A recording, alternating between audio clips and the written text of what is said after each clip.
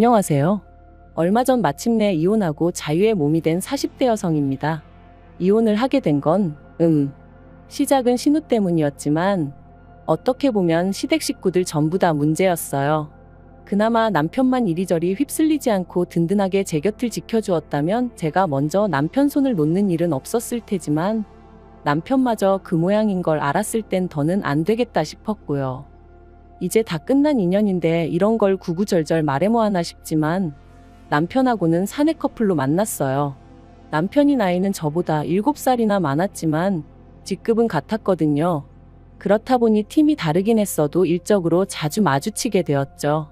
그런데 저에게는 어디까지나 그게 전부였지 사실 남편이 이성으로 보인 적은 없었습니다. 이제 와서 말이지만 솔직히 외모로 보나 뭐로 보나 제 스타일이 아니었거든요. 하지만 그런 제 감정과는 상관없이 회사 규모가 작다 보니 직원 수도 얼마 되지 않았고 그런 상황에서 남편이 저에게 호감을 갖고 있다는 소문이 금세 퍼지면서 아무튼 지금 그때를 생각하면 또다시 스트레스가 스멀스멀 올라옵니다. 몇몇 여직원들은 제가 꼬리를 치고 다닌다는 말도 안 되는 헛소리까지 해댔었거든요. 그래서 저는 저 나름대로 더더욱 남편에게 거리를 두었는데 그러자 남편은 더더욱 적극적으로 저에게 다가오대요. 그리고 결국 그런 남편에게 저도 마음의 문을 열게 되면서 본격적으로 연애를 시작했어요. 그런데 막상 연애를 시작하고 나니까 전에는 눈에 들어오지 않았던 남편의 좋은 점들이 보이더라고요. 가령 제가 무슨 이야기를 하건 무척이나 흥미롭다는 표정으로 저를 바라봐주는 것이나 지나가는 말처럼 어디 가고 싶다, 뭐 하고 싶다 하면 꼭 기억해주는 것. 별거 아닐 수도 있지만 매일같이 일에 치여 사는 입장에서 남편의 이런 사소하지만 다정하고 자상한 습관은 큰 힘이 되었죠. 그래서 연애를 시작한 지 1년 만에 남편이 결혼 이야기를 꺼냈을 때 저는 고민하고 말고 할 것도 없이 좋다고 했어요. 양가에서도 별다른 잡음 없이 저희를 새로운 가족으로 따뜻하게 맞아주셨고요. 그런데 그렇게 남편과 부부의 연을 맺은 지 2년 만에 저는 꿈에도 생각해 본 적 없는 아픔을 겪게 되었습니다. 정말 아픈 기억이라서 어디서부터 어떻게 말해야 하나 싶은데 집 앞 산책로에 개나리들이 하나씩 모습을 드러내던 시기에 엄마의 본능이었던 건지 왠지 제 몸이 뭔가 달라졌다는 느낌이 오더라고요. 그래서 혹시나 하는 마음으로 테스트를 했는데 2줄이었어요. 사실 신호는 1년만 즐기고 아이를 갖기로 남편하고 예전부터 얘기가 되어 있었는데 생각보다 임신이 되질 않아 조금씩 스트레스를 받기 시작했었거든요. 그랬으니 임신을 했다는 테스터기의 2줄은 저에겐 정말 벅찬 감동이었습니다. 그리고 이 기쁜 소식을 당연히 양가에도 알렸고 양가 부모님 모두 얼마나 좋아하셨는지 몰라요. 특히 친정부모님께서 무척이나 기뻐하셨는데 그 이유가 실은 저희 친정부모님도 굉장히 어렵게 저를 가지셨다 들었어요. 결혼하고 10년 동안 아이가 안 생겨서 입양까지 고려하셨었다고 했었죠. 그런데 저희도 애가 안 생기니 내심 친정부모님은 제가 당신들이 겪었던 마음고생을 그대로 겪는 건 아닌지 걱정이 이만저만이 아니셨다대요. 이런 것도 유전이 되나 싶어서 괜히 저희 남편 보기 미안하고 그러셨었다고. 아무튼 그렇다 보니 양쪽 집안 모두 축제 분위기였고 다 같이 모여서 밥이나 한번 먹자. 어버이날쯤 모이면 어떻겠냐 그렇게 얘기가 되었습니다. 그런데 어버이날 당일 어째서인지 늘 약속이 있다 하면 10분이고 15분이고 일찍이 도착하시는 저희 부모님이셨는데 그날따라 약속 시간이 지나도록 오시지도 않고 연락도 안 되고 영 찝찝한 마음을 감출 수가 없었죠. 그리고 그렇게 초조하게 기다리길 수분. 제 핸드폰이 울렸는데 그런 느낌 혹시 아시나요? 평소와 다름없는 벨소리인데 왠지 평소랑 달리 받고 싶지 않은 제가 그날 딱 그랬어요. 왜인지 불길한 마음에 그 전화를 받으면 안 될 것만 같았죠. 그리고 역시나 수학이 넘어 누군가가 말하길 저희 친정부모님이 교통사고가 났다는 거예요. 지금 모 병원 응급실에 계시다고 서둘러서 오라면서 말이죠. 저는 처음에 뭔가 잘못된 거라고 생각했습니다. 하지만 하늘도 무심하시지 그렇게 저에게서 한 번에 2분을 뺏어가셨어요. 그렇게 친정부모님을 잃고 저는 유산까지 겪었습니다. 사실 이렇게 말하면 어떻게 들릴지 모르겠지만 친정부모님이 돌아가신 이후로는 뱃속의 아이에겐 어떠한 마음도 쓸 겨를이 없었어요. 그래서 1달 가까이 집안에서 폐인처럼 지냈더니 아이도 그렇게 저를 떠나더라고요. 그런데 그 와중에 신우가 뭐라고 했는 줄 아세요? 사람이 죽고 사는 문제는 하늘에 달린 법인데 그걸 가지고 그렇게 울고 짜고 하면 뭐가 달라지기라도 하냐면서 저희 부모님을 돌아가시게 한 음주운전 차량이나 뱃속에 아이를 잃은 저나 별반 다를 게 없다는 거예요. 물론 신우가 이 이야기를 할 땐 어디서 누구랑 먹었는진 몰라도 술에 진탕 취해 와서는 베베 꼬인 혀로 짓거리긴 했지만 정말 제 가슴에 비수가 되어 꽂혔어요. 그리고 이튿날 남편이 신우한테 미친 X라면서 저한테 당장 사과해라 어째라 해서는 뭐 사과를 받긴 했는데 자긴 술 취해서 기억 안 난다. 기억은 안 나지만 뭐 실수를 했다니 미안하다. 이딴 식의 사과였고 그래서 이후로는 신우는 인간으로도 안 보였지만 그래도 시부모님과 남편을 봐서 대충 사과 받아주고 넘어갔어요. 한편 사고 이후로 저는 제법 많은 유산을 상속받았습니다. 서울에 있는 아파트 2채와 작은 건물 하나 그리고 부모님 2분이 언젠가의 귀농을 위해 마련해 두셨던 땅까지. 2분 다 알뜰하신 건 알았고 그래서 재산이 어느 정도 있으실 거란 짐작은 하고 있었지만 그래도 이 정도의 규모일 줄은 몰랐기에 솔직히 적잖이 놀랐던 게 사실이에요. 아무튼 저는 고민 끝에 아파트 2채는 두고 건물을 정리했습니다. 그리고 건물을 팔아서 나온 돈으로 부모님이 귀농하려고 사두신 땅에 집을 지었죠. 솔직히 누군가의 눈에는 비효율적으로 보일지도 모르겠지만 그때는 제가 정말 마음이 허한 시기였어요. 그래서 남들 눈에 잘 띄지 않는 조용한 곳에 혼자서 마음을 달랠 만한 공간이 있으면 좋겠다 싶더라고요. 그리고 그렇게 마음 쉴 공간까지 마련하고 나니 어느덧 1년이 넘는 시간이 흘러 있었고 그러자 저도 조금씩 마음을 다잡을 수 있게 되었습니다. 여전히 부모님의 사고는 큰 상처고 아픔이지만 그래도 뭐랄까 하루 이틀도 아니고 1년이 넘는 긴 시간 동안 툭하면 정신 나간 여자 마냥 눈물 쏟고 멍해져 있고 하는 저를 짜증 한 번 안 내고 받아주던 남편이 눈에 들어왔거든요. 그리고 그제서야 나만큼이나 남편도 힘들겠구나 싶은 게 이제 나도 정신 차려야겠다 뭐 그런 마음을 갖게 된 거죠. 그래서 저는 무엇이 나를 견디게 해줄까 생각하다가 오랫동안 생각만 하던 일을 실천에 옮겨보자 그런 생각이 들면서 저만의 작은 사업을 시작했습니다. 참고로 제가 여기다 무슨 사업인지 자세히 적을 순 없지만 저처럼 그리움이 가득한 사람들을 위로하는 그런 일이었는데 생각보다 정말 빨리 자리를 잡았고 매출도 쑥쑥 늘어나대요. 그래서 결국 남편도 직장을 관두고 제 사업을 같이 하게 되었죠. 그리고 그렇게 또 해가 지났을 무렵 저런 걸 누가 데려갈까 싶던 신우도 결혼을 했습니다. 시집가면서도 조용히 얌전히 간 건 아니고 시부모님과 저희 부부 속을 있는 대로 긁고 갔어요. 사실 시댁은 가난한 것도 아니지만 그렇다고 다 큰 자식들을 계속해서 뒷바라지 해줄 만큼 여력은 없거든요.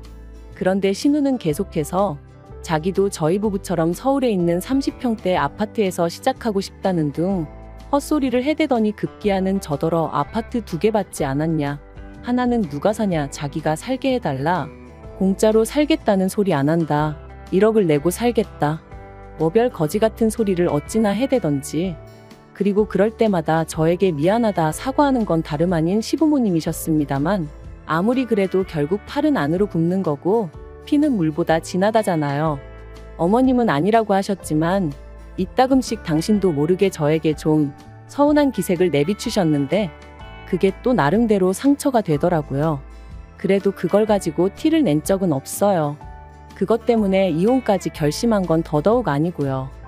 결국 신우 시집 갈 때 저희 부부가 1,000만 원 보태주는 걸로 이야기가 마무리되었고 그렇게 또 비록 겉으로만이긴 했어도 적당히 잘 지내고 있다고 생각했는데 결혼한 지 6개월도 안 돼서 시매부가 실직을 했다며 신우가 시매부를 저희 부부가 하는 사업에 좀 끼워달라고 연락을 해왔습니다. 마침 제가 직원을 한두 명 더 뽑아야겠다 생각을 하고 있긴 했는데 신우가 어떻게 알고 연락을 했나 싶을 정도로 기가 막힌 타이밍이었지요. 그리고 이번에는 전보다는 조금 더 노골적으로 시부모님이 그러지 말고 기회를 한 번 주면 안 되냐는 식으로 얘기를 하셨어요. 그리고 시부모님이 그렇게까지 나오시니 제가 무조건 싫다고 하기도 그렇더라고요. 그래서 알겠다 하고 자의반타의반으로 시매부를 고용했습니다. 그리고 시매부가 합류한 지 어느덧 1년이 되어가던 올해 초 2월이었어요. 아버님 생신이라서 온 가족이 모인 자리였는데 신우가 또 권하는 사람도 없는데 혼자서 그렇게 술을 마셔대더라고요. 제가 남편한테 좀 말려보라고 했지만 심해부도 가만히 있는데 자기가 뭐하러 나서냐며 지도 뭐 힘든 일이 있어 저러는 거 아니겠냐? 신경 쓰지 마라 그러대요. 그런데 점점 속도까지 빨라지더니 급기야는 시댁 거실에서 화장실이 엎어지면 코다을거린데 거길 가다가 홀라당 미끄러지질 않나. 그런데 더 황당한 건 그런 신우를 보고도 심해부는 낄낄 웃어대기만 할 뿐 말릴 생각이 없어 보이대요. 그리고 그 꼬라지를 보고 있으니까 왜 다른 직원들이 심해부 이야기만 나오면 짜증스러운 표정을 지었는지 같이 일하기 열받는 타입이라고 불평을 해댔는지 조금은 알 것도 같더라고요. 아무튼 신우까지 이리 자빠지고 저리 자빠지는 걸 보니 그만 자리 정리하고 집에 가는 편이 낫겠다 싶었습니다. 그래서 남편하고 같이 뒷정리를 하고 일어서려는데 신우가 제 손목을 딱 잡더니 좋겠다 그러는 거예요. 그래서 또 무슨 헛소리를 하려고 일어나 싶어서 뭐가 좋냐고 많이 취한 것 같으니 일단은 들어가서 자라고 했죠. 그런데 신우는 쉽사리 저를 놔주지 않았습니다. 그리고는 한다는 말이 1년 동안 내 남편 개같이 부려먹었으면 이제 가게 하나 차려줘요 그러는 거예요. 이게 무슨 소린가 싶어서 남편을 쳐다봤습니다. 그랬더니 남편도 황당한 표정으로 절 쳐다보더라고요. 그런데 그때 신우가 또다시 오빠가 그랬잖아. 내 남편 언젠가 독립시켜줄 거라고 그러는데 제가 남편을 쳐다보니까 그게 그런 뜻이 아니었다면서 하도 신우가 찡찡거리길래 저도 다 생각이 있을 거다. 일만 잘하면 제 성격에 모른 척하지 않을 거다 뭐 그랬다는 거예요. 어이가 없어서. 결국 혼자 아무 소리나 떠들어대는 신우를 뒤로하고 저는 불쾌한 마음을 감추지 못한 채 시댁을 떠났습니다. 그리고 남편과 집으로 오는 내내 한마디도 나누지 않았어요. 남편이 제 눈치를 살살 본다는 건 느껴졌지만 아는 척도 해주고 싶지 않았죠. 그리고 이튿날 예전과 마찬가지로 신우에게 전화가 왔습니다. 하지만 전과 달리 신우는 자기가 뭐라고 했는지 정확히 기억하고 있더라고요. 한 달에 300도 안 주고 사람을 부려먹었으면 이제라도 뭐 어떻게든 보상을 해줘야 하는 거 아니냐면서. 그래서 저도 신우한테 심해부가 하루에 5시간 일하는데 얼마를 받아갈 줄 알았냐 했습니다. 그리고 내가 주는 월급이 적어서 불만족스러우면 관두라고 했어요. 안 잡을 테니 편히 떠나라고요. 그랬더니 신우가 한다는 말이 재수 없다면서 부모 하나 잘 둬서 먹고 사는데 걱정 없고 좋겠답니다. 그리고는 하긴 사람 목숨하고 바꾼 돈이니 찝찝하긴 하네 그러대요. 정말이지 눈앞에만 있었으면 당장에라도 어떻게 해버리고 싶은 심정이었죠. 저는 결국 분을 삭히지 못하고 그 길로 그대로 시댁으로 향했습니다. 영문을 모르겠단 표정에 남편까지 데리고 말이죠. 그리곤 모두를 앉힌 후에 신우가 짓거린 말을 한번 들어보라고 통화 내용을 틀어줬어요. 어머님 아버님한테 이게 제가 들을 소리냐 울며 물었습니다. 그런데 어머님이 제 어깨를 안아주시면서 신우도 얼마나 맺힌 게 많으면 이런 소리까지 했겠냐며 애가 말을 못되게 해서 그렇지 심성이 나쁜 애는 아니라고 그러니 저더러 오해하지 말라대요. 순간 제 어깨를 감싼 어머님의 손길이 어찌나 가증스럽던지 그래서 제가 어머님 손을 뿌리쳤어요. 그리고는 아무리 어머님 딸이라지만 그래도 아닌 건 아니라고 말씀해 주셔야지 어떻게 이 와중에 저더러 이해하라 하시냐 했습니다. 그리고는 남편한테도 당신은 어떻게 생각하냐니까 기껏 한다는 말이 왜 이를 자꾸 키우냐는 거예요. 그냥 생각 없는 애가 한마디 짓거린 걸 가지고 흘려듣고 넘기면 되지 않냐면서. 그리고 어차피 사업을 더 확장하려면 아닌 게 아니라 매장도 새로 내야 되는데 그런 거 하나 그냥 신우 남편 준다고 하면 되는 거 아니냐는데 아 그간 내가 믿고 산 남자가 결국엔 이것밖에 안 되는 남자였나 싶은 게 정말 뭐라 달리 할 말이 없더라고요. 그래서 시부모님 그리고 남편에게 아무래도 여기서 잘못하고 있는 사람은 나인 것 같으니 내가 빠져주겠다 했습니다. 그리고는 바로 남편에게 이혼하자 한 거죠. 남편은 이혼은 못한다고 왜 갑자기 얘기가 그렇게 되냐면서 버텼습니다.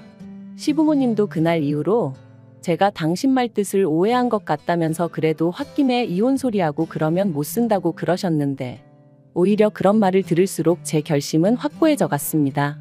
막말로 사업체에 남편 돈 1원 한 푼 안 들어가 있었고 집이며 뭐며 전부 다 제 것이었으니 이혼해도 저는 두려울 게 없었으니까요.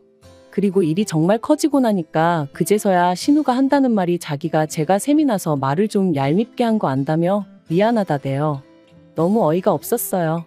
부모 잃고 여전히 슬픔 속에 사는 내가 뭐가 부럽다는 건지.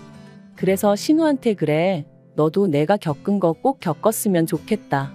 내가 그렇게 부럽다니 너도 꼭 내가 겪은 거 겪으라고 기도해 줄게 그랬네요. 그리고 저 진심으로 신우를 위해서 기도해주고 있습니다. 제가 겪은 아픔과 고통 고스란히 꼭 느껴보라고요. 아무튼 그렇게 결국 7개월의 이혼 소송 끝에 저희는 남남이 되었고 남편은 시댁으로 들어갔으며 당연히 제 사업에서도 쫓겨났습니다. 심해부도 쫓겨났고요. 그러니까 이제 졸지에 원래부터 백조였던 신우의 무직인 아들과 사위까지 전부 다 시부모님이 거두고 계신 상황이죠. 뭐 그러던지 말던지 솔직히 별 관심은 없습니다. 아, 생각해보니까 아니네요. 관심 있어요. 다 망해버렸으면 좋겠거든요. 긴 이야기 들어주셔서 감사합니다. 오늘의 사연은 여기까지입니다. 구독과 좋아요, 알람 설정해주시면 앞으로 더 좋은 사연으로 찾아오겠습니다. 감사합니다. 안녕하세요. 매일 새로운 사연을 전하는 읽어주는 사연 라디오입니다. 구독과 좋아요, 많은 공유 부탁드립니다. 오늘의 사연 시작하겠습니다.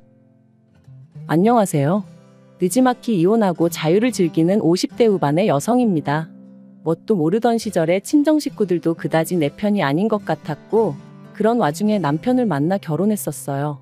지금 생각해보면 정부 칠대가 없어서 그렇게 멍청한 결정을 내렸나 싶고 이제 와서 남 탓하면 뭐 하겠냐 싶지만 그래도 그때를 생각하면 나한테 그 길은 길이 아니니 가지 마라 해준 사람 하나 없는 게 그렇게 서럽고 속상하고 뭐 그렇습니다. 아무튼 제가 친정 이야기를 하자고 이렇게 사연을 쓰고 있는 건 아니고요. 남편하고 처음 만난 건 집안의 먼 친척벌 되시는 어르신의 주선으로였어요. 저는 남편이 마음에 들지 않았지만 집안 어른의 체면도 있고 하여 남편을 제대로 밀어내질 못했습니다. 오히려 집안 사람들은 어르신 말을 들어보니 사람이 착실하고 성실하니 좋다는데 제가 주제 파악을 못한다는 식으로 몰아가더라고요. 거기다 차라리 남편 쪽에서 제가 마음에 안 든다고 해줬으면 좋겠는데 남편은 자기가 왜 싫으냐며 자기는 제가 첫눈에 마음에 들었다고 들이대고 있었으니 그래서 결국 오케이 했습니다. 솔직히 말해서 나중엔 세뇌라도 된 건지 나를 구박하는 친정 식구들보다 오히려 내 조건 하나 따지지 않고 불도저처럼 밀어붙이는 남편이 친정 식구들보다 나를 더 사랑해주는 것 같았거든요. 그래서 멍청하게 가머니설과 그 가면에 속아 결혼까지 했어요. 그런데 결혼하고 나니까 남편이 저에게 제대로 말한 것은 하나도 없었습니다.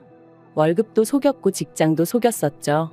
살던 집도 알고 보니 혼자 사는 것도 아니고 시동생이랑 같이 살고 있어서 당장 방을 구해야 했는데 그마저도 월세 단칸방, 그것도 반지하였어요.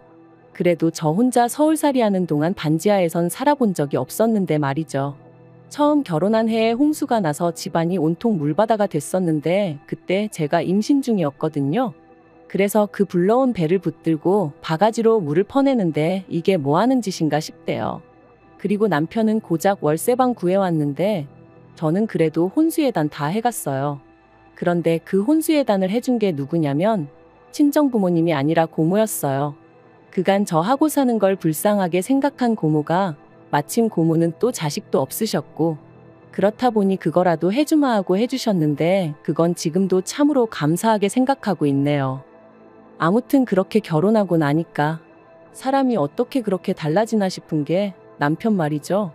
결혼 전에는 제가 결혼 안 해주면 자기는 인생을 포기해버리겠다며 그렇게 사람을 겁을 주고 아주 말 그대로 왜 자기 마음을 몰라주냐며 길에서 나자빠지기까지 했었는데 막상 결혼하고 나니까 말 그대로 다 잡은 물고기라고 생각하기라도 한 건지 사람을 홀대를 해도 그렇게 홀대를 할 수가 있나 싶더라고요.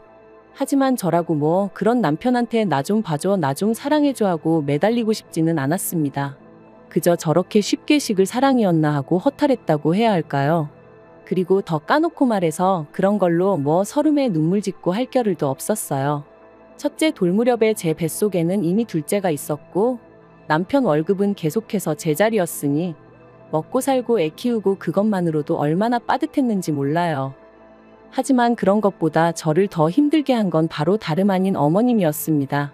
남편과 제가 결혼을 한 이후로 당신 집은 시골에 있는데 그럼에도 불구하고 어찌나 뻔질나게 저희 집을 드나들기 시작하시던지, 그리고 오셔서 막말로 곱게 차려드리는 밥이나 드시고 잠이나 주무시고 가셨으면 저도 이렇게까지 응어리가 쌓이진 않았겠죠. 하지만 걸핏하면 하시는 말씀이 너 같은 며느리를 보게 될 줄은 상상도 못했다. 네가 우리 집에 시집 올 때 해온 게 뭐가 있냐. 그래서 결국 결혼한 지 3년차 되던 무렵에 제가 왜 해온 게 없냐고 따지고 들었더니 이까짓 걸 해왔다고 들이대냐면서 남편이 다른 여자랑 결혼했으면 이거 2배 3배는 받았을 거랍니다.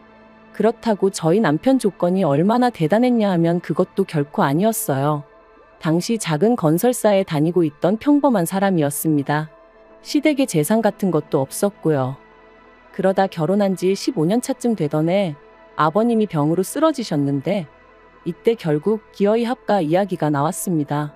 그리고 저는 당연히 못한다고 했어요. 가뜩이나 이전부터 어머님이 걸핏하면 저희 집에 드나드셔가지고 졸지에 시동생하고 신우까지 저희 집을 뻔질나게 드나들고 있었고, 그럴 때마다 사람이 치사스러워 보여서 말은 안 했지만 10번에 8번은 빈손으로 오기가 일쑤였습니다. 그나마도 어쩌다 뭐 하나 사오면 저는 고사하고 저희 애들 둘, 그 어린애들이 빤히 보고 있는데 자기들끼리만 먹어치우기 바빴고요. 그래도 저 바보멍청이 마냥 아무 말도 못했습니다. 남편이 자기 동생들이 어머님 안쓰러워서 사오는 걸 뭘 탐을 내느냐고 오히려 저를 속 좁고 못난 여편네로 몰아가기 일쑤여서 그냥 말을 안 했었죠. 그런데 아예 합가를 하자니 그랬다간 저는 물론이고 저희 애들 천덕꾸러기 신세될 게 뻔해서 합가는 죽어도 못한다고 버텼습니다. 그랬더니 저더러 그러면 자기가 장남인데 부모를 등지라는 거냐면서 저 때문에 자기가 후레자식이 된다나 어쩐다나. 그리고 이때 중학교 다니던 딸 둘이서 지 아빠한테 엄마 좀 그만 못살게 굴라면서 아주 목에 핏대를 세우더라고요. 최악이라면서 자기들은 할머니 할아버지랑 같이 살기 싫다고 엄마 고생시키지 말라고 말이죠. 그러자 아빠라는 인간이 딸들더러 정신 나갔다며 니들이 누구 덕분에 이만큼 누리고 사는지 아느냐고 그딴 소리나 짓거릴 거면 학교 때려치고 나가서 돈이나 벌라고 그러는데, 불현듯 제 어린 시절이 생각나면서 남편이 순간 남편으로 안 보이고 짐승 같더라고요. 그래서 제가 남편한테 이혼하자고 그랬어요. 그러니까 남편이 저더러 미쳤네 어쨌네 하면서 악을 쓰대요. 시아버지가 쓰러지셨는데 이혼하자는 여편네가 어딨냐면서. 그런데 그런 와중에 아버님 상태가 급속도로 나빠지면서 이혼 얘기도 유야무야 되어버렸죠. 솔직히 말하면 제가 애들 데리고 나가서 살만한 경제적 능력이 없다 보니 남편한테 이혼하자고 더 밀어붙이지 못한 것도 있네요. 이후로 얼마 지나지 않아 아버님은 돌아가셨고 그때부터 상황은 더 안 좋아졌습니다. 혼자 되신 어머님께서 원래도 앓는 소리 죽는 소리가 보통이 아니셨는데 날이 갈수록 그 정도가 정말 심해지셨거든요. 당신 아는 사람의 아는 사람이 혼자 살았는데 화장실 가다 넘어져서 그러고 이틀 만에 발견이 됐다더라. 또 누구누구는 밥 먹다 그게 기도에 걸려서 그대로 저 세상 갔다더라. 그리고 그런 이야기가 나올 때마다 남편은 언제부터 자기가 그렇게 애끓는 효자였다고 속상해 죽으려고 하대요. 아닌 게 아니라 합가 얘기도 나왔고요. 물론 그럴 때마다 저는 저대로 못 들은 척 하기도 하고 남편하고 막말로 박터지게 싸워가며 안 된다고 하기도 하고. 그런데 그렇게 몇 달쯤 지났을 무렵 남편이 가벼운 수술을 받게 되었습니다. 원래부터 디스크가 좀 있었는데 더는 못 견디겠다고 해서 비교적 젊은 나이였는데 수술을 받게 된 거였죠. 그리고 이때 남편이 저더러 자기 수술 받는 거 시댁에는 알리지 말라는 거예요. 가뜩이나 어머님께서 이래저래 힘들어 하시는데 걱정 끼치기 싫다면서. 제 입장에서도 남편 아프다는 소리가 어머님 귀에 들어가면 보나마나 무슨 일이냐 하며 짐 싸들고 저희 집에 오실 게 뻔할 뻔짜였기에 남편의 그 말이 어찌나 반갑던지 알겠다 하고 안 알렸어요. 그리고 뭐 디스크 수술이야 별 문제 없이 잘 끝났죠. 그런데 어이없게도 그 후에 돌아온 명절에 남편이 시댁 식구들 다 모인 자리에서 지 입으로 지 수술 받은 이야기를 하는 거예요. 그게 얼마나 대단한 무용담이라고 신이 나서 떠들어대더라니까요. 근데 더 황당한 건 어머님을 포함한 시댁 식구들이 보인 반응이었습니다. 어떻게 장남이 자기 형이 자기 오빠가 그 큰 수술을 받는데 안 알릴 수가 있냐면서 무슨 꿍꿍이었냐? 요새 보험 잔뜩 들어놓고 남편 잘못되기만 바라는 여자들이 있다더니 저도 그런 거 아니냐? 진짜 살다 별소리를 다 듣는다 싶대요. 그래서 제가 남편더러 당신이 알리지 말라 하지 않았냐고 저도 너무 억울해서 악다구니를 썼어요. 그랬더니 그제서야 남편이 맞다고 자기가 알리지 말랬다고 그러는데 신우랑 시동생이 한다는 말이 저희 남편이 사람이 너무 좋아서 큰일이랍니다. 그래도 자기 아내라고 저를 감싸주는 것 좀 보라면서 말이에요. 지들끼리 찍고 까불고 앉아있네. 솔직히 온갖 험한 소리가 목구멍 끝까지 올라오는 걸 정말 꾹꾹 눌러 참았다니까요. 그런데 이렇게 몇 년을 속을 끓이고 애를 태우며 살아서 그런가 결국 제가 갑상선암에 걸렸습니다. 처음에는 근육통인가 싶기도 했고 감기 몸살인가 싶기도 했는데 그게 갑상선암의 전조 증상일 거라곤 상상도 못했지요. 그래서 동네 내과만 다니다가 지인이 혹시 모르니까 큰 병원도 한번 가보란 말에 그 이후의 일은 뭐 다시 생각하기도 싫고 솔직히 말하자면 정신이 하나도 없었어요. 비록 초기이긴 했지만 그래도 암이라는데 아무리 당장 죽는 건 아니라고 해도 마음이 편할 리가 없잖아요. 그래서 어쨌든 수술하느라 입원하고 이후로도 한 달 가까이는 제대로 움직이지도 못했는데 세상에 시댁 식구들 누구 하나 병원에 와보기는커녕 문자고 전하고 몸은 좀 어떠냐, 괜찮냐 하고 묻는 사람도 없더라고요. 딸들 말로는 그래도 친척들도 알아야 할 것 같아서 다 소식도 전했다던데 내가 인생을 잘못 살았나 싶기도 하고 시댁 식구들이 정말 상종 못할 인간들이구나 싶기도 하고 참으로 착잡한 마음이었습니다. 그래서 외래만 와도 된다는 소리를 듣기가 무섭게 딸들하고 상의 끝에 친한 친구가 있는 시골로 내려갔어요. 가서 엄마 한 달 정도 요양 좀 하고 와도 될까 하니까 어느새 20살이 넘은 두 딸이 제발 그러라며 저를 지지해 주었거든요. 그런데 그렇게 한 달을 보내고 올라왔더니 황당하게도 어머님이 집에 와 계셨습니다. 그리고는 저를 앉혀놓고는 정신머리가 있는 거냐 없는 거냐 하시며 당신이 알아보니 갑상선암인지 뭔지 그건 암축에도 못 든다던데 그걸 가지고 이렇게 유세를 떠느냐고 게으르니까 건강관리도 제대로 못해서는 여러 사람 피곤하게 한다고 온갖 악담인지 욕인지 모를 소리를 잔뜩 늘어놓으시대요. 하지만 어머님의 그런 말씀보다 저를 더 열받게 한 건 뒤이어 이어진 제 딸들에 대한 타박이었습니다. 보고 배운 게 지혜미 뿐이라 그런지 가시나들이 느려 터졌다면서 지 아버지 밥상 하나 못 차려내는 게 무슨 공부는 한다고 거들먹거리냐 했거든요. 그리고 거기서 제가 정말 이성을 잃었어요. 어머님더러 미친 엑스라고 내 집에 다신 오지 말라고 했죠. 당신은 당신 딸을 얼마나 잘 키워놨길래 내 딸들한테 그러느냐고. 가서 어머님 자식들이나 잘 단돌이 하시라고. 사람 구실도 못하는 것들을 두고 며느리 보기 부끄럽지도 않냐고. 그냥 저도 쌍욕을 퍼부으며 그동안 못하고 참았던 말들을 막 내질렀어요. 그랬더니 어머님이 저더러 정신이 나갔냐 어쩌냐 하며 쓰러지는 척을 하대요. 어딜 갔다 온 건진 몰라도 때마침 들어온 남편은 전후 사정은 묻지도 않고 뒷목 잡고 쓰러진다고 생쇼하는 어머님을 보고는 저한테 돌았냐 악을 썼고요. 그리고 그때였어요. 두 딸이 아주 소리소리를 질러가며 남편과 어머님더러 나가라고 마구잡이로 밀어내더라고요. 그래서 그 둘이 쫓겨나듯 집에서 나갔습니다. 그런데 그 일이 있고 2주나 되었을까? 남편이 슬그머니 집에 들어왔어요. 그리고는 아무 일도 없었던 것 마냥 저녁을 달라길래 제가 어머님이 밥도 안 주더냐고 물었습니다.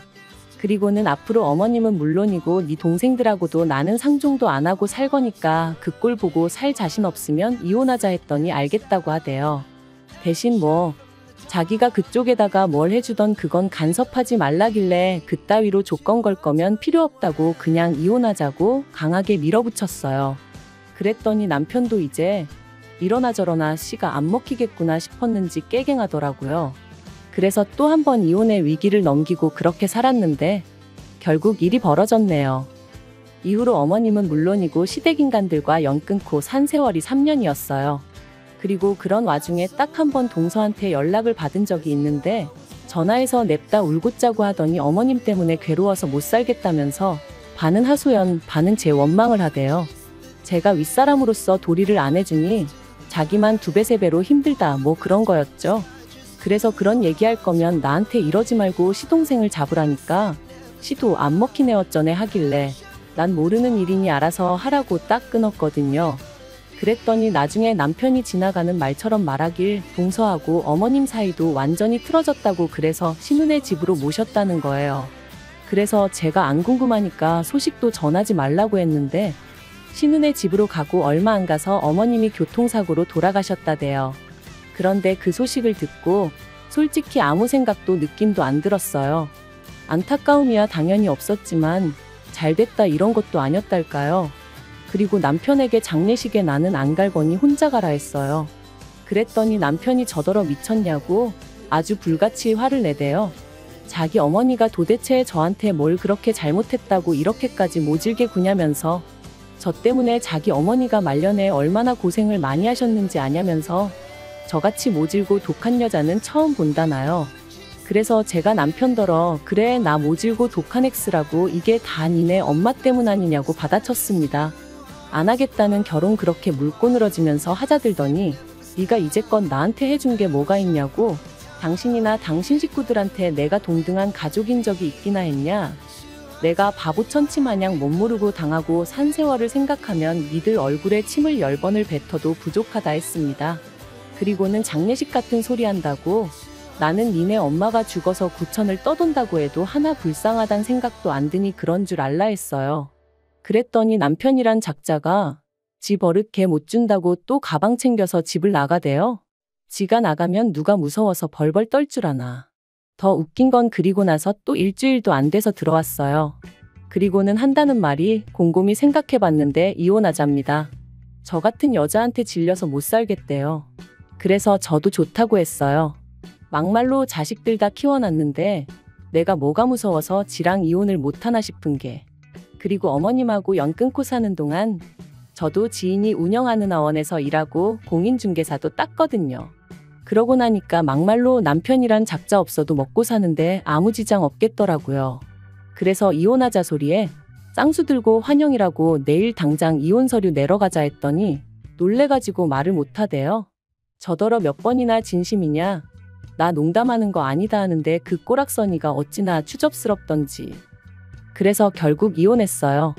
뭐 자식들도 다 크고 그렇다 보니 양육권이며 뭐며 사람 곤란하게 하는 문제도 없었고 재산이랄 거 얼마 있지도 않았지만 딸들이 지 아빠한테 저 대신 아주 악다구니를 써준 덕분에 아파트는 제가 받았어요.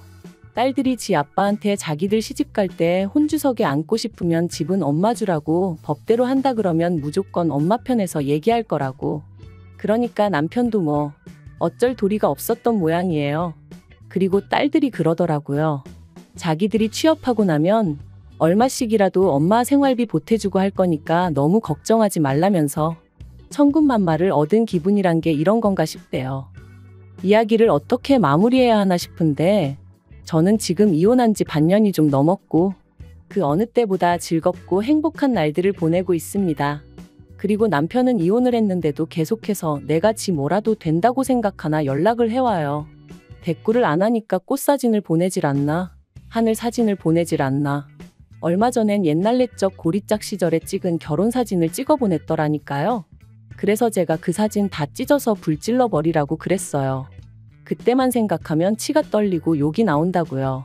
그랬더니 자기가 반성을 많이 했네 어쩌네 하는데 반성을 했으면 내 청춘이 돌아오냐 했습니다. 그러니까 지도 더는 뭐 할 말이 있겠어요? 아무튼 연락 좀 하지 말라고 재수없다 그랬죠. 그리고 그럴 때마다 딸들은 딸들대로 제 편에 서서 지 아빠한테 정신 차리고 앞으로 어떻게 살지나 고민하라고 딱 쏘아 붙여줍니다. 그래도 제가 자식 농사는 그럴듯하게 지었다 싶어요. 아무튼 저는 너무 늦게 이혼한 게 참으로 후회가 됩니다. 조금 더 일찍 용기를 냈다면 지금 이 행복을 하다못해 몇 년은 더 누릴 수 있었을 테니까요. 그래서 저처럼 참고 사는 사람이 있다면 이 이야기를 꼭 들려주고 싶어요. 행복은 스스로 만들어가는 거라는 걸 누군가 바뀌길 기대할 바엔 내가 먼저 움직이는 편이 훨씬 유리하다는 사실을 말이죠. 긴 이야기 들어주셔서 감사합니다. 오늘의 사연은 여기까지입니다. 구독과 좋아요, 알람 설정해주시면 앞으로 더 좋은 사연으로 찾아오겠습니다. 감사합니다. 안녕하세요. 매일 새로운 사연을 전하는 읽어주는 사연 라디오입니다. 구독과 좋아요, 많은 공유 부탁드립니다. 오늘의 사연 시작하겠습니다. 안녕하세요. 결혼한 지 8년 만에 이혼한 30대 여성입니다. 솔직히 이혼을 결심하기까지가 쉽지만은 않았어요. 왜냐하면 저와 남편 사이에는 눈에 넣어도 아프지 않을 아이가 둘이나 있기 때문이었죠. 그래서 몇 번이나 아이들을 생각해서 어떻게든 참고 살아볼까 했는데 제가 하나를 양보하면 상대도 하나를 양보해주는 게 이치 아닌가요? 하지만 남편도 그렇고 시댁도 그렇고 사람들이 어쩜 그렇게 탐욕스러운지 이런 사람들인지 모르고 애시당초 가족의 연을 맺었던 제 자신을 탓하는 게 맞을지도요. 남편하고는 고등학교 때부터 알고 지내다가 대학교를 입학한 이후로 교제를 시작했어요. 사실 고등학교 다닐 때도 남편은 몇 번이나 저를 좋아한다고 마음을 표현해 왔는데 당시엔 제 마음은 온통 수능에만 가 있었거든요. 그러니 남편의 고백이 귀에 들어올 리 없었고 한편으론 좀 한심하게 느껴졌던 것도 사실이에요. 그런데 대학에 입학하고 나서도 한결같이 저를 좋아한다고 하니까 저도 결국엔 조금씩 마음의 문을 열게 되었고 그렇게 연애를 시작했습니다. 저희가 사귄다고 했을 때 주변의 반응은 젊은 애들이니까 한참 타오를 때니까라며 몇 년이나 가겠나 이런 분위기였던 것 같아요. 실제로 남편은 군대에 가야 했고 전 유학을 계획 중이었으니 저 스스로도 길어야 3, 4년이나 사귀게 되지 않을까 생각했던 게 사실이고요. 하지만 예상과 달리 저희의 사이는 시간이 갈수록 더더욱 견고해져 갔고 그렇게 자그만치 10년을 만나게 되었습니다. 오래 사귄 커플들을 보면 헤어졌다 만났다 하는 일도 많던데 저희는 그런 것도 없었어요. 그래서 언젠가부턴 주변 사람들도 저희 둘이 결혼하는 건 너무나 당연한 일이라고 생각하는 눈치였고 저 또한 결혼을 하게 된다면 남편과 하는 게 맞다고 생각하게 되었죠. 그런데 그 무렵 일이 터졌습니다. 사실 남편은 대학을 졸업한 이후로 줄곧 아버님과 같이 사업을 하고 있었어요. 아니 정확히 말하자면 아버님이 운영하시는 사업을 나중에 남편이 물려받는 조건으로 아버님 밑에서 일을 배우고 있었죠. 남편은 그냥 다른 사람들처럼 회사에 들어가 직장 생활을 하고 싶다 했었지만 아버님이 남주기 너무 아까운 사업이라 그렇다며 하루는 남편을 어르고 달래기도 하셨다가 또 다른 하루는 윽박지르기도 하셨다가 한마디로 싫다는 남편을 어거지로 끌고 가셨던 거나 다름이 없었어요.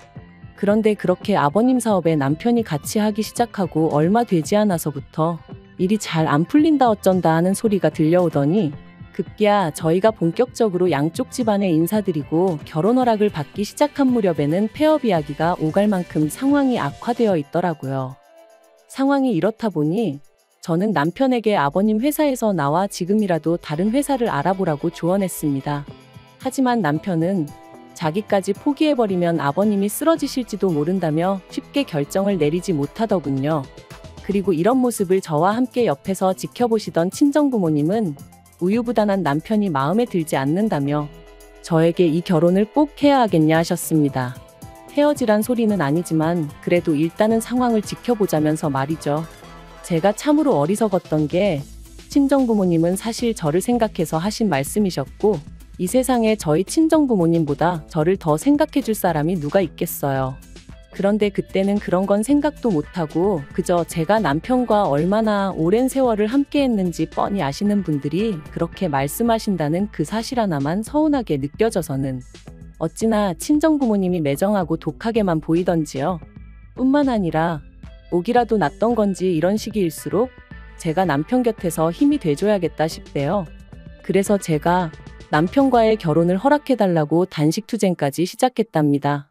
돌이켜 생각해보면 정말 한심하기 짝이 없었어요.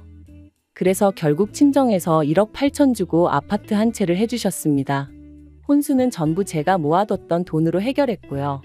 그나마 이것도 받았다고 표현해야 하나 싶은데 결혼식은 양쪽 집안에서 반반씩 부담해 주셨으니 시댁에서 아예 아무것도 안 해주신 건 아니네요. 다만 친정부모님은 축의금은 저희 살림살이 사는데 보태라고 주셨고 시댁에선 남편 앞으로 들어온 축의금까지 싹 다 가져가셨어요. 그래도 이마저도 상황이 상황인 만큼 이해하려고 했습니다. 민망해하는 남편에게 별말하지 않았고 결혼 생활 내내 시부모님 앞에서 그때 그러셨잖아요. 하고 말 한마디 해본 적 없어요. 이제 와서 말이지만 저는 저 나름대로 100점짜리 며느리는 아니어도 어머님 아버님이 며느리 잘못 들였다고 타박하실 정도로 못난 며느리는 아니었다고 생각해요. 그런데 사람 마음이라는 게 다 저와 같을 순 없다더니 그래서 그런 건지 시작은 제가 첫째를 낳으면서였어요. 저는 임신 사실을 확인했을 때부터 아들이니 딸이니 그런 건 신경 쓰지 않았습니다. 그저 말 그대로 건강한 아이만 나와줬으면 했죠.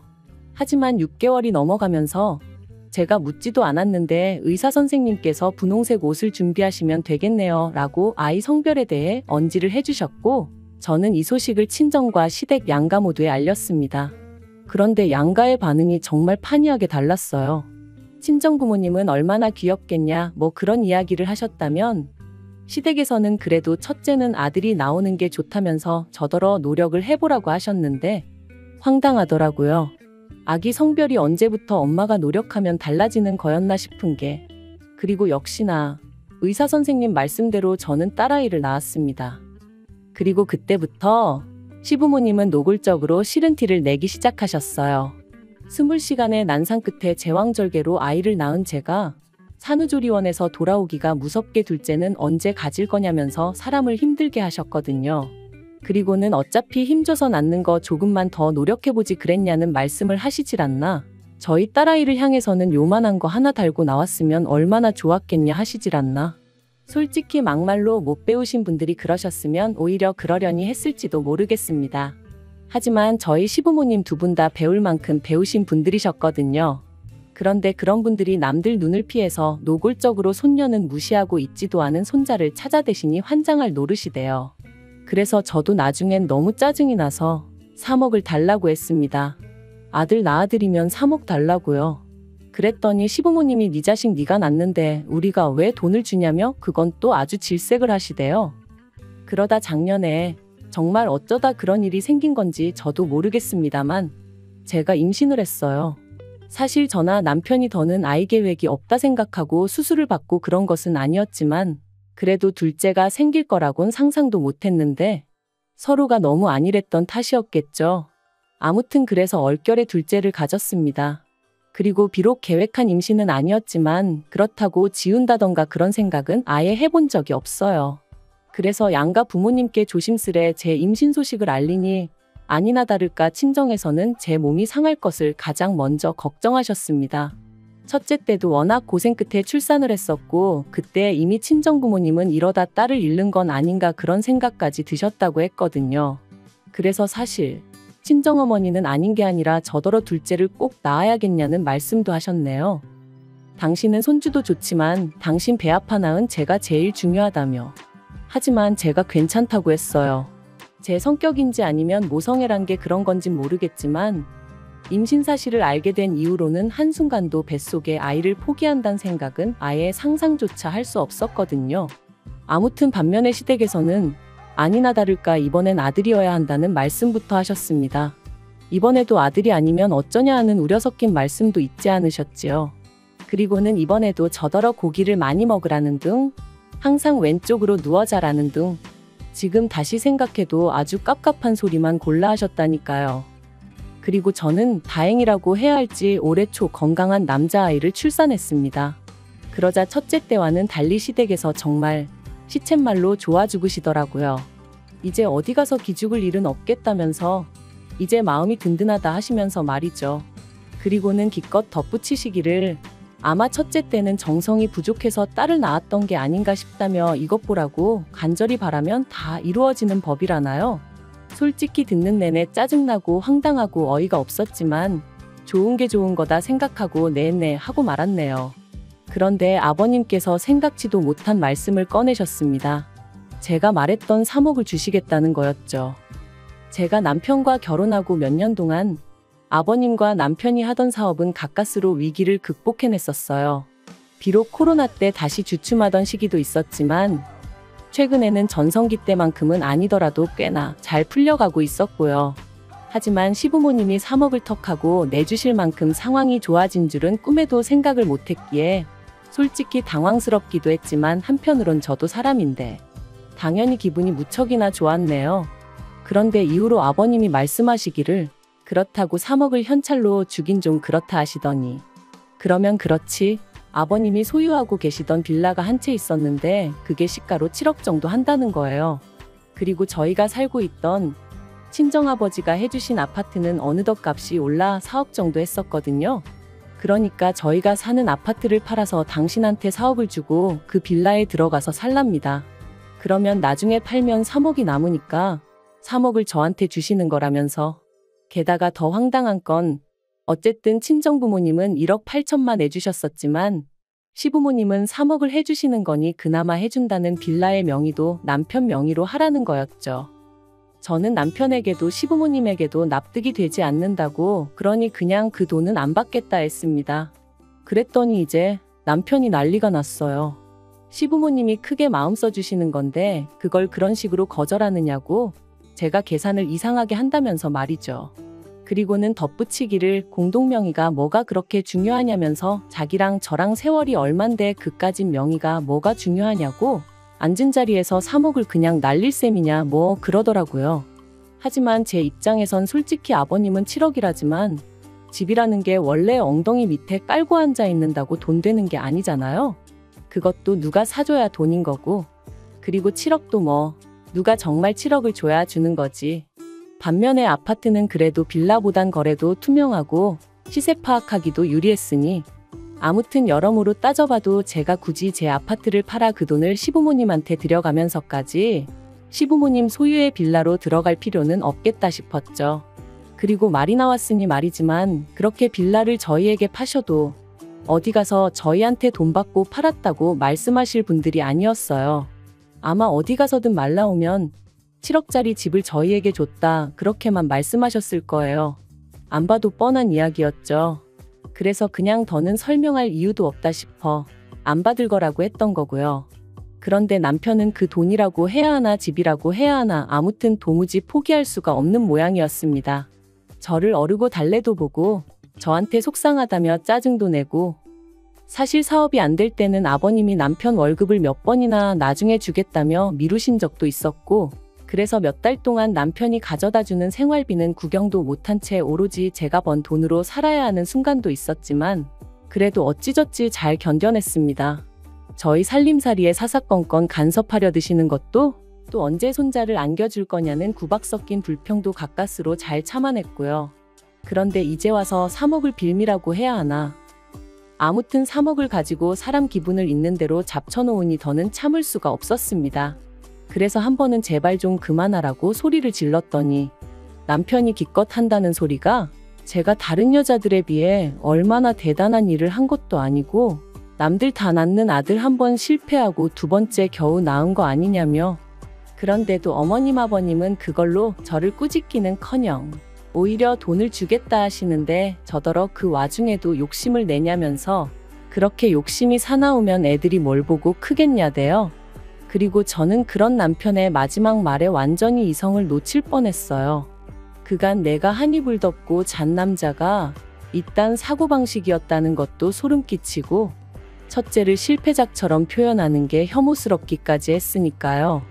그래서 이때 처음 이런 남자를 내 아이들의 아버지로 두는 게 맞는 걸까? 차라리 이혼하고 혼자 키우는 게 애들한테도 더 도움이 되지 않을까 하는 생각이 다 들대요. 그렇게 하루가 멀다 하고 남편과 혹은 시부모님과 저는 말 그대로 싸움을 이어가야만 했습니다.